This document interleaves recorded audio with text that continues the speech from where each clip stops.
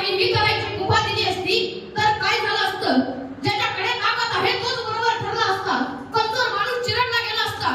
गरीब माणसाचं आयुष्य रोगाने यात गेलं असतं. पण असं होऊ दिलं नाही. एका महान मानवाने ज्यांनी या देशाला नियम दिले, ज्यांनी प्रत्येकाला हक्क दिला, ज्यांनी सांगितलं या देशात प्रत्येक माणूस समान आहे, त्या महामानवाचं नाव म्हणजे डॉक्टर बाबासाहेब आंबेडकर. मित्रांनो, संविधान म्हणजे फक्त पुस्तक नव्हे तर तो आपल्या देशाचा आत्मा आहे. आज आपण शाळेत जातो, गप्पा मारतो, आपलं मत मांडतो, हे आपल्याला सहज मिळालं असं वाटतं, पण त्या पाठीमागे बाबासाहेबांचा महासंघर्ष आहे. बाबासाहेब लहान होते, शाळेत जात होते, पण त्यांना वर्गात बाकावर बसू दिलं जात नव्हतं. त्यांना वर्गाच्या बाहेर बसावं लागायचं. त्यांच्या जवळ कोणी बसत नव्हतं. बाबासाहेब लिहितात की ज्यावेळेस अस्पृश्य विद्यार्थ्यांना व बाबासाहेबांना तहान लागायची, त्यांची दुपारची भाकरी खाऊन व्हायची. उन्हाच्या काळामध्ये ती भाकरी वळल्यासारखी व्हायची आणि ती भाकरी खाल्ल्याने घशाला टोटरे बसायचे. मग पाणी पिणे गरजेचे असायचे, नाहीतर तो वाय छातीत रुतायचा. मग बाबासाहेब व त्याच्या सोबतची मुलं पाणी पिण्यासाठी त्या पाण्याच्या वाटाकडे जायची. ती अस्पृश्य मुलं पाणी पिण्यासाठी पाण्याच्या वाटाकडे येताना दिसली की शिपाई तिथून दूर निघून जायचा. घशाला कोरड पडलेली तिखट चटणी भाकरीने तोंड भाजणारी ही मुलं पाण्यासाठी त्या पाण्याच्या वाटाच्या कडेने उभी राहायची. बराच वेळ सरून जायचा, पण शिपाई लवकर माघारी यायचा नाही. असाच बराच वेळ सरून गेल्यानंतर तो शिपाई तिथं यायचा आणि अस्पृश्य मुलांना मागे वारे असं म्हणत ओरडायचा आणि मग त्यांच्या उजळीत भरून पाणी उठायचा. जेवण होऊन कितीतरी वेळानंतर त्या पाण्याच्या घुटाने घास पोटात उतरायचा.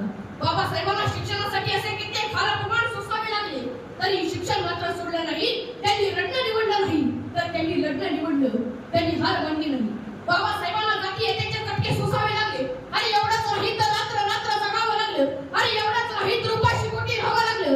अरे एवढंच नाही तर वर्गाच्या बाहेर बसून शिक्षण घ्यावं लागलं. तरी बाबासाहेबांना हरलेला डरलेला पाठीमागे सरले. उलट परिस्थितीला पायदळी तुडवून बाबासाहेब हिमालयाच्या उंची एवढे झाले आणि त्यांनी तर संपूर्ण भारत देशासाठी संविधान लिहिलं. बाबासाहेबांची जिद्द होती, मी एक दिवस असा कायदा करीन की कुणालाही असा अपमान सहन करावा लागणार नाही, आणि त्यांनी ते करून दाखवलं. अपमानाच्या जखमावरती जिद्दीची फुंकर घातली. अपमानाच्या जखमावरती जिद्दीची फुंकर घातली. स्वतः जळत राहून आयुष्यभर इतरांची वाट उजळवली. स्वतः जळत राहून आयुष्यभर इतरांची वाट उजळवली. मित्रांनो, बाबासाहेबांना शिक्षणाची खूप आवड होती, पण परिस्थिती कठीण होती.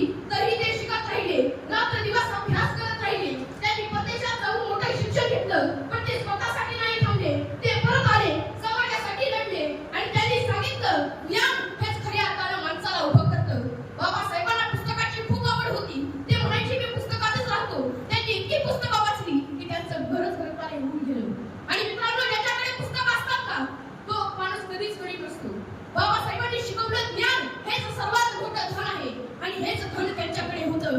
ज्ञानाची ज्योत पेटवली, अज्ञानाचा अंधार घालवला. ज्ञानाची ज्योत पेटवली, अज्ञानाचा अंधार घालवला. स्वतः शिकून पुढे जाऊन भारताचा चेहराच बदलला. स्वतः शिकून पुढे जाऊन भारताचा चेहराच बदलला. मित्रांनो, संविधान तयार करणं म्हणजे खूप मोठं काम होतं. त्यासाठी बाबासाहेब दिवस रात्र कष्ट करत होते. झोप नाही, आराम नाही. बाबासाहेबांची तब्येत बिघडली. डॉक्टर म्हणाले, थांबा आता. पण बाबासाहेब म्हणाले, देशाचं भविष्य महत्त्वाचं आहे.